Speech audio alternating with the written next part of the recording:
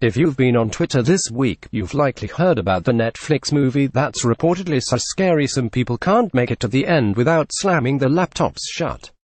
That movie is Veronica, the based on a true story horror movie that is giving the internet nightmares. But how much of Veronica's true story is actually, true? While director Paco Plaza has been candid about the ways in which he melded fact and fiction, this is one time when the reported real-life story behind the scares may actually be spookier than what made it to the screen. Horror movies often come with the "inspired by a true story" label, but in most cases further investigation will prove that there's only a grain of truth in the scary events that make it on screen.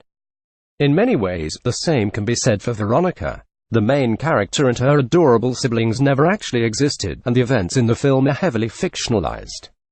However, the police documents that follow the credits are from the Vallecos case, a chilling series of unexplained events that happened to a family in Spain in the early 90s. According to Newsweek, a young teen named Estefania Gutierrez Lazaro did fall ill after reportedly having a séance at school.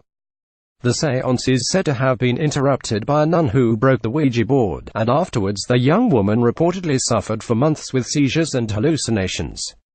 She died at a hospital in Madrid in 1991, but there doesn't appear to be an official cause of death, at least not one that has been made public by her family. BFI on YouTuber Lazaro's unexplained death is tragic, but it bears little resemblance to the demon-fueled nightmare that Veronica finds herself in after playing with a Ouija board during a solar eclipse. However, the Lazaro family's troubles only intensified after the daughter's death, and it's the events that followed that are documented in the police report shown at the end of the movie. As reported by Newsweek, 3 officers and Chief Inspector of the National Police, Jose Pedro Negri, all claim to have witnessed disturbing events in the Lazaro family's home. They claim to have seen the door of an armoire open suddenly in an unnatural manner, and a figure of Jesus separated from a crucifix.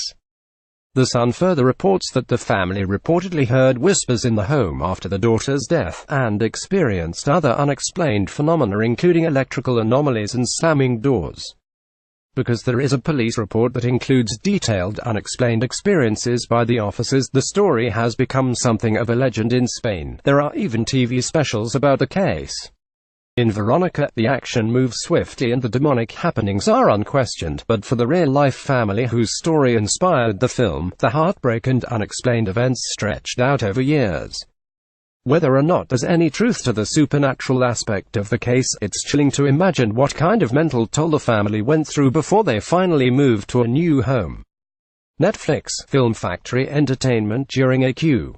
The director said, "In Spain it's very popular, this story, because it is, as we say in the film, the only time a police officer has said he has witnessed something paranormal, and it's written in a report with an official police stamp and it's really impressive when you look at it. But I think when we tell something, it becomes a story, even if it's in the news.